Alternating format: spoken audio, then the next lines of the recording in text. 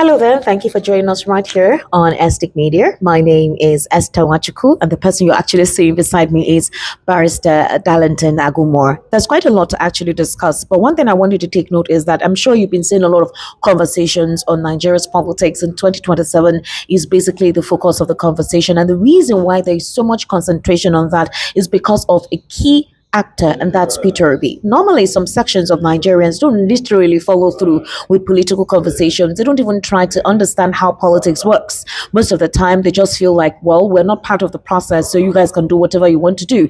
But ever since the 2023 general elections, a lot of things changed, and a demography, which is the youthful population, decided to be vocal, and they decided to understand how the algorithm of politics works in Nigeria. And there's literally every attention on politics.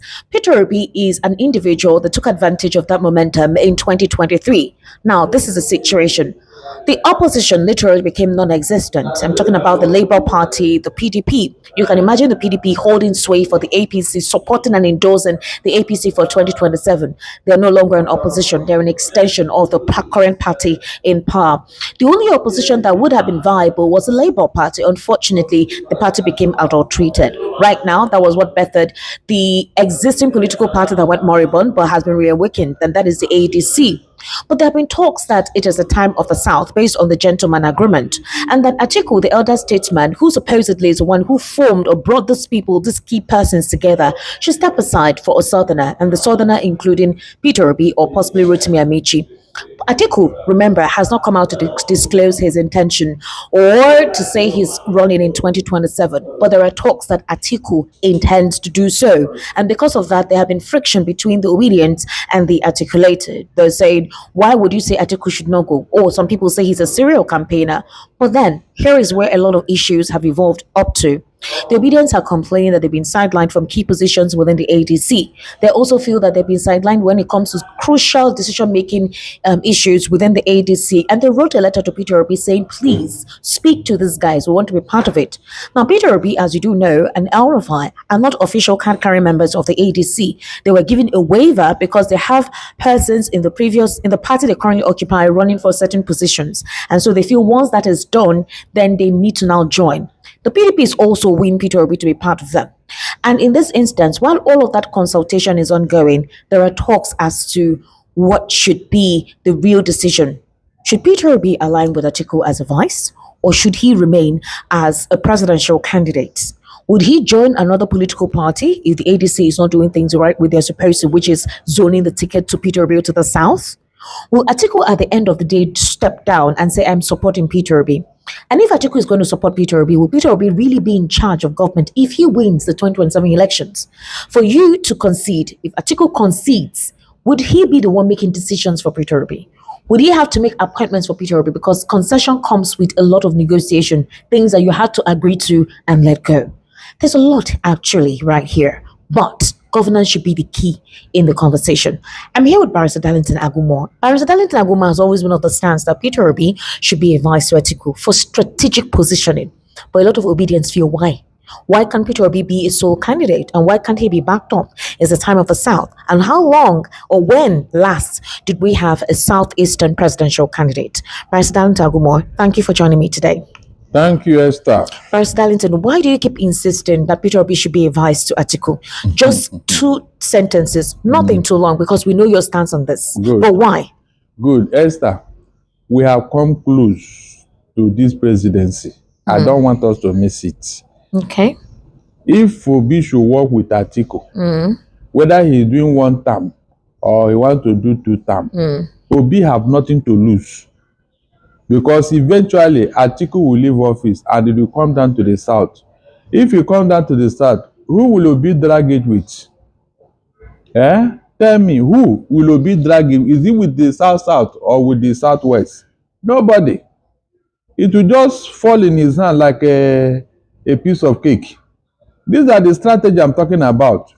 Tinubu did it. But the fear is, you think the North will literally hand over power in 2031? Esther. And how many people do you think in the North literally look at Atiku as somebody that can take the place of late Muhammadu Buhari? Esther, you don't get it. It's a bit they have said the North and South permutation have come to stay. If the North will finish, for whatever reason. Please, will they rule forever?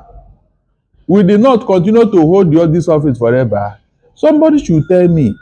There's no way Atiku will rule forever. Highest 2 terms. If his head can carry him, no problem. Let him rule. Then quietly, the thing will now come to the south here, and Obi will just collect it.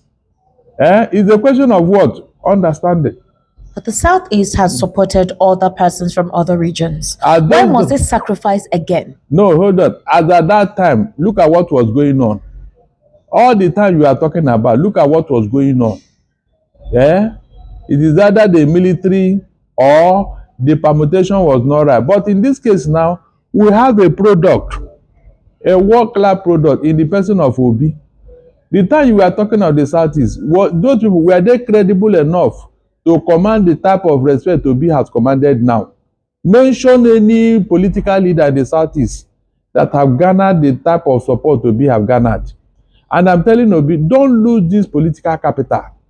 Don't lose it. But don't you think if Obi decides to partner with Atiku as a vice, that he'll really lose the momentum of a majority of his supporters? And don't you think, according to some persons, that it will put a dent on his personality as somebody of integrity, one, and two, the fact that the votes will be divided and Atiku may actually lose that elections in 2027.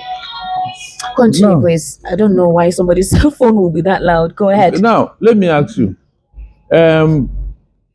Professor Oshibajo ran with a Buhari who we don't even know where his primary school certificate is. Did he remove anything from Oshibajo's integrity? Is anybody calling him out today? Did he stop being a professor? What are you talking about? No, answer me now, because they say it will dent on there. Are you not aware that people are even saying that Obi should run with Oshibajo? The man's integrity is still intact, and I don't think an Atiku will sideline an Obi knowing fully well that they came for a rescue mission. It's not in all cases. After all, when Buhari and the Diagbo came, it was the Diagbo that was the power behind the throne. Is that not true? When Jonathan was there, he not even give a deputy, he gave a minister. Okonjo-Iweala. Now is the time that if at all it's not gotten now, we may not get it again. It's not possible. It's not possible. Because Atiku will not rule forever. He must hand over to somebody from the south here. So you're saying that if it means Atiku going for 2 terms, it doesn't you don't mind PeterObi having to wait behind, even if Atiku decides to go for 2 terms. What does he have to lose? That's my question, because it will end up in either 2031 or 2035. PeterObi has said that by 2031 he's not running again. You see why? You see one of the things that I don't understand. You see, when they say you are making Obi look like he doesn't know what he said that by by what reason? That by then he would have been old, and that we need young people in the politics. Yes. And he's 61 years old. He's one of the youngest amongst all the contenders. So he feels at that age he will be old. What would distinguish him from an Atiku that has been campaigning serially? So you mean Obi, who will not be even up to 60, what that time, 68 or 69, he will not be 70. You mean he's too old to rule Nigeria by that time? You can imagine. These are the things I don't understand. How can Obi say that with his own mouth? Are you saying that with the kind of electoral system will operate, even if Atiku and PeterObi runs like they did in 2019? Remember, they did together in 2019. They did not win. If they do the same thing again and they don't win, what do you think will happen? Because the North was still banking on a Buhari who is from the North. Are you getting it? Yes, they can't hand over. A Northerner cannot take over from a Northerner. That was the permutation that time. All this we are taking. Look at the condition under which they ran. I don't know when people want to say they will not put it in proper context.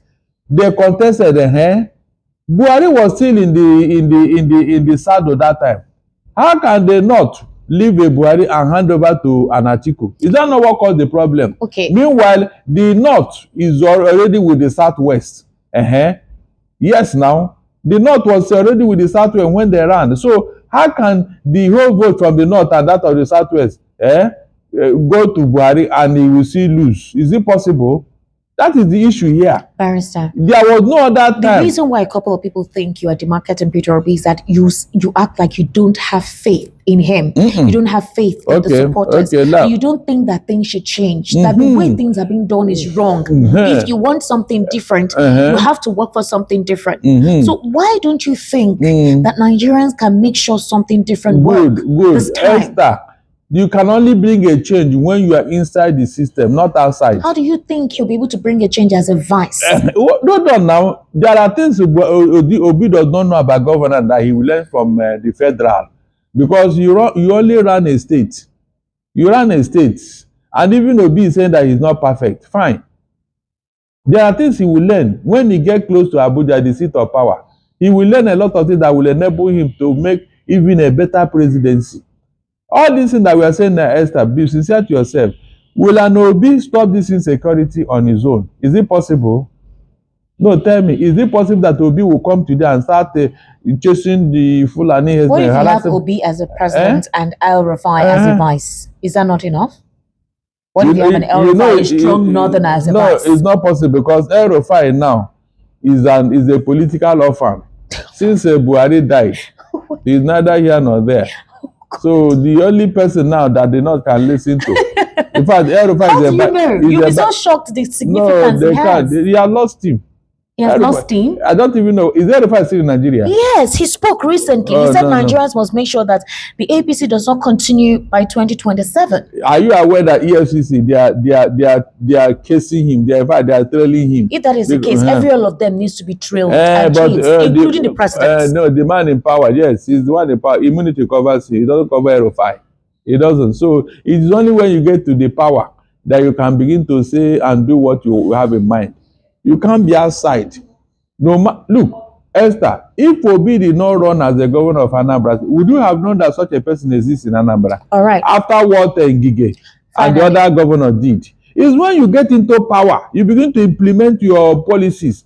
You can't do it from outside. It's not possible. And then you must think that Obi's silence is deliberate. No, it's not. That is a strategy. No, it doesn't mean he doesn't have a mind of his own. It doesn't mean that he's strategic. That he knows what he is doing. But here is the thing. What if, as Atiku has not declared his intention, there are just permutations that Atiku intends to run, just like what some PDP members are saying. What if Atiku, at the end of the day, decides to just support PeterObi? Better. Wait, fine. We are better. Do you think that if at all PeterObi emerges or if he wins the 2027 elections, that he'll be the one in charge of that government, or Atiku will be the one to be in charge of the government by proxy? In the first place, it will be impossible for a president of Nigeria with all the powers to be controlled by anybody. How are you so sure? I said it happened during the administration of Buhari. The power is there with him. Buhari was, I don't know whether he's a sick man or something. The thing is that they deceived us with Buhari. Buhari is just there with his no-nonsense personality and all that. Tinubu used him to get into power.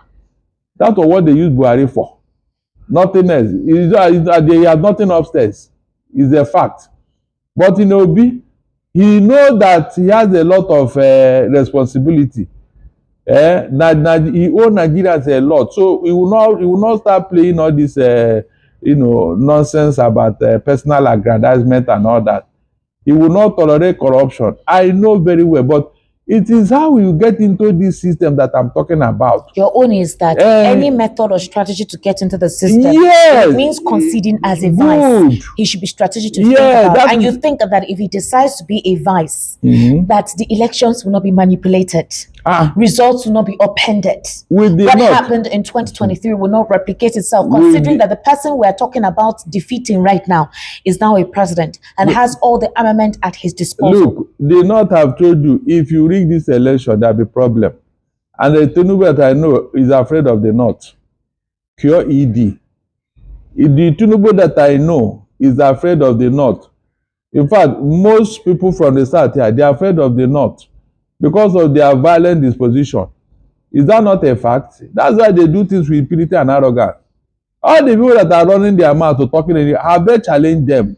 Esther, have they challenged them? I was expecting that one day the north, the southwest, southeast, and south will come together. So you think if Atiku emerges, he will fight insecurity? Sorry? He will clear out Boko Haram. He will be decisive in clearing these people out. People that Buhari could not do anything about. People that Tinubu cannot do anything about. And Atiku and Obi, when they get there, according to you, if they get there and Obi is advised that Atiku would rout out Boko Haram. And they would not complain that he's killing his people. Hold on. You heard what he said when this thing started. He said, Obasanjo called him and said, what do we do?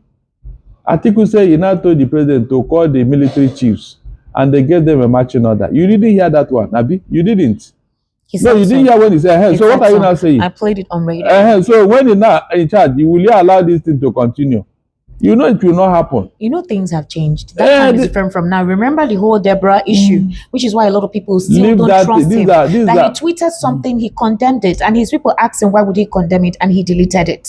So in other words, he would always pander because he has no power. He has no power then. He had no power to stand by the truth, to stand by something you know is wrong, and your people justified it, and you stand by telling them that it is wrong. What you do when you have power is not the same thing you do when you don't. That's the truth.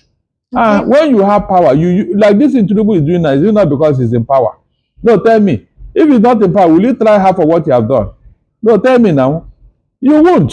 So what are you saying? I think part of the reasons why I think that most of the people attacking me, they are not even seeing things from my own point of view.